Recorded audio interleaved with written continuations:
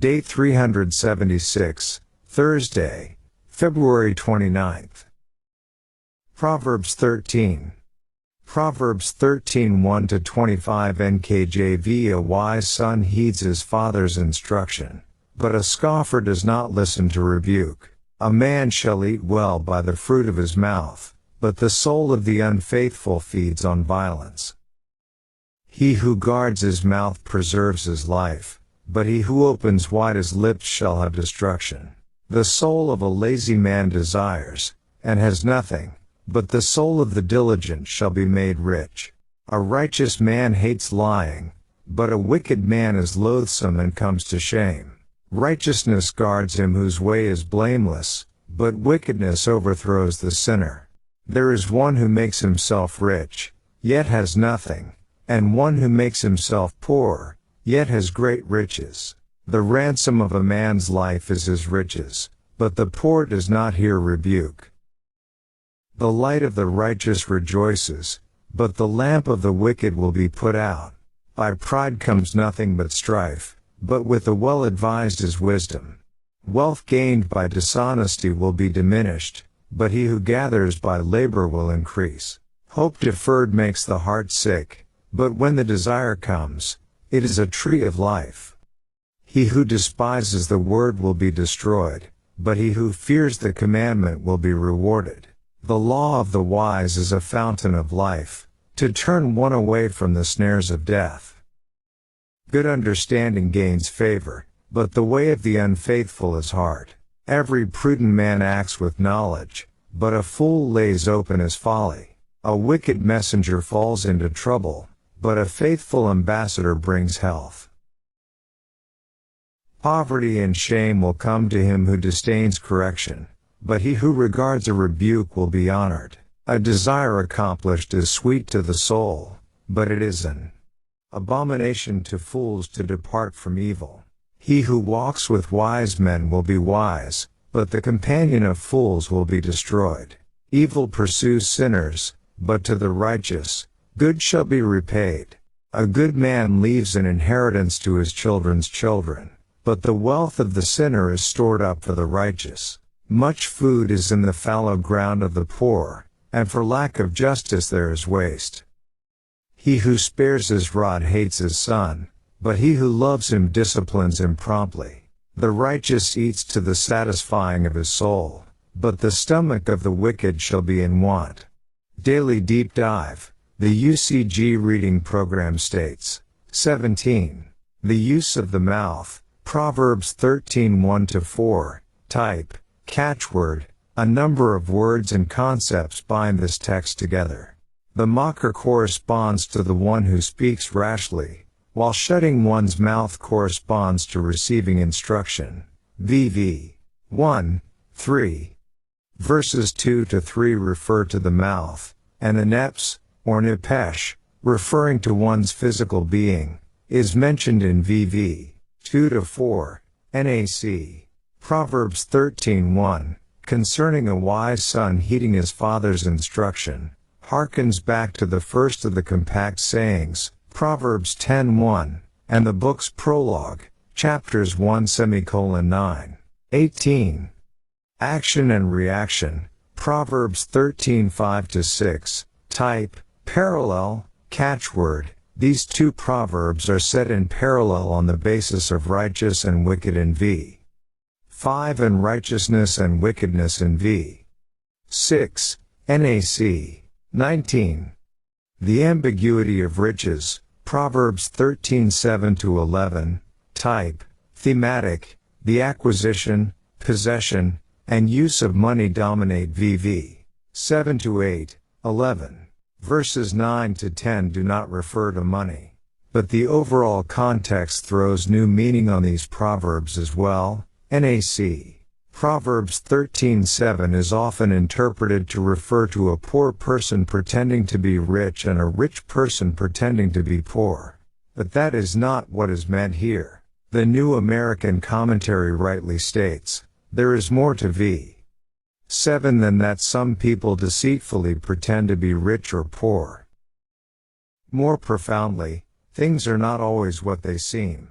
One person may appear rich, and may or may not have money, and yet on a more fundamental level have nothing, and the reverse is true as well. This is illustrated in v. 8, in which the point is made that although the rich have some protection from their money, the poor have little need for such protection since they have nothing worth stealing, and they hear no threat. NIV. Wealth is thus a prison, and the one who appears rich has nothing enviable. Similarly, if one has not acquired wealth properly, that wealth will soon disappear. v. 11. The apparent wealth of those who acquired money without learning the lessons of financial prudence is fleeting. Note on verses 7 to 8. Also compare verse 7 with Proverbs 11:24-25. Pride has been called the mother of all sins. It certainly leads to contention, as verse 10 tells us. 20. A hope fulfilled, Proverbs 13:12-19, type, inclusio. The Bible goes beyond the secular wisdom of relating success to hard work and trustworthiness, and more fundamentally ties it to the development of a mature, virtuous soul by submission to wise teachers. This text has a general inclusio pattern, but there are many cross-connections. A. Hope deferred, v. 12. B. He who scorns instruction, v. 13. C. Teaching of the wise, v. 14. C. Good understanding, v. 15. D. Prudent man, fool, v. 16. D. Wicked messenger, trustworthy. Envoy, v. 17. B. He who ignores discipline, v. 18. A. Longing fulfilled, v. 19. Other cross-connections include Tree of Life, v. 12, and Fountain of Life, v. 14, as well as Healing, v. 15. Also rewarded, v. 13, Wins favor, v. 15, and honored, v. 18, indicate that the concrete benefits of wisdom are in view. The peculiar bicolon of v. 19 is also significant. By itself v. 19b has nothing to do with v. 19a, but in the context of v. 13, 18 it summarizes the attitude of the obstinate. Surrounding the whole text is the idea of having one's desires fulfilled, v. 12, 19. The point is that the deepest longings of the soul are filled only by integrity and wisdom, not by treachery. The structure of the text produces a coherent message. Verse 12 gives the premise that everyone rejoices to see their hopes and aspirations fulfilled. This sentiment is restated in the companion verse, v. 19a, but the second colon, v. 19b, asserts that fools will not turn from evil. The implication is that fools will not see their desires fulfilled. The intervening verses develop the thesis that life and happiness can only be obtained by wisdom. The whole text, verses 12 to 19, teaches that by learning from the wise, one can enjoy a life of fulfilled aspirations. NAC 21. Choice companions, Proverbs 13:20-21, type, chiastic, note, the chiastic structure, in this case ab-a, of wise, v. 20a, fools, v. 20b, sinner, v. 21a, and righteous, v. 21b, knack. Proverbs 13:20 highlights the importance of picking the right friends, as they influence the way you think and act and, therefore, the outcome of your life. Compare Proverbs 12:26, 1 Corinthians 15:33. 22. Provision for the family, Proverbs 13:22-25, type, parallel. This text deals with providing for the needs of one's family and is structured as a parallel text. A.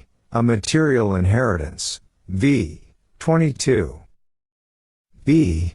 Hunger because of injustice. v. 23. A. A moral heritage. v. 24.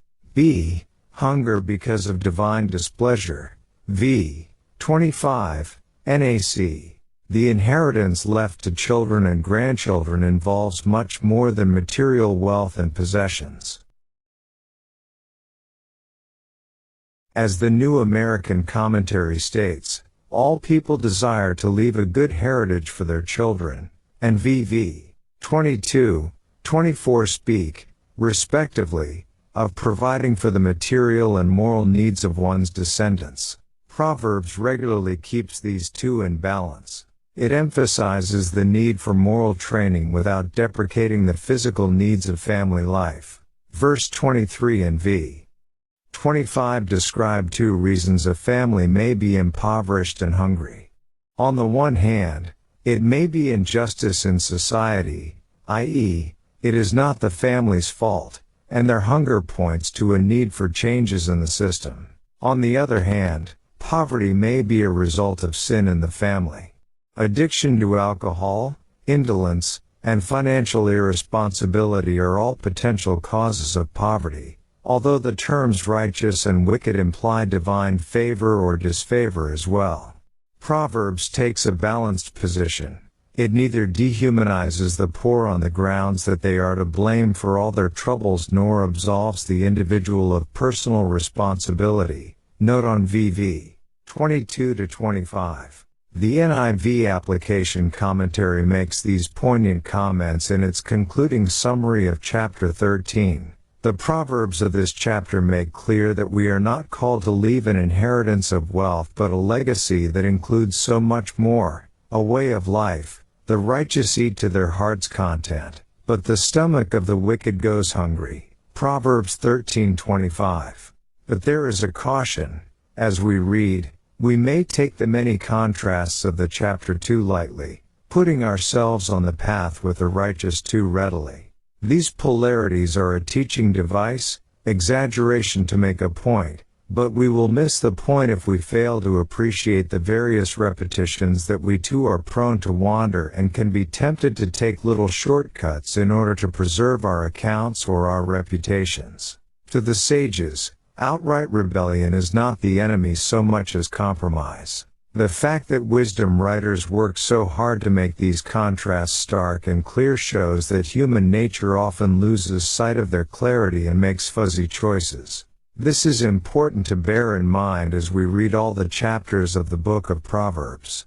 And, verse 4, most people who have material possessions have those things by lots of hard work and wise decisions. Some who envy and desire what others have, haven't put in the same level of work, etc.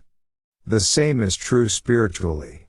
Many of the people we may admire for their spiritual character and Bible knowledge have put in hours and decades of study and hard work, overcoming wrong desires, enduring tests, etc. Proverbs teaches us that there are no lasting shortcuts. We have to be willing to work hard and exercise godly wisdom, physically and spiritually, to reach our goals. Verse 7. We see in the news all the time someone who on the surface appears to have everything, money, possessions, etc., but inwardly feel empty, alone, etc. God gives all of us access to true wealth and fulfillment. Verse 11. Someone may be able to jump ahead in this world by dishonest means, but without character, it will not last. But hard work over a long period of time is something that grows and endures.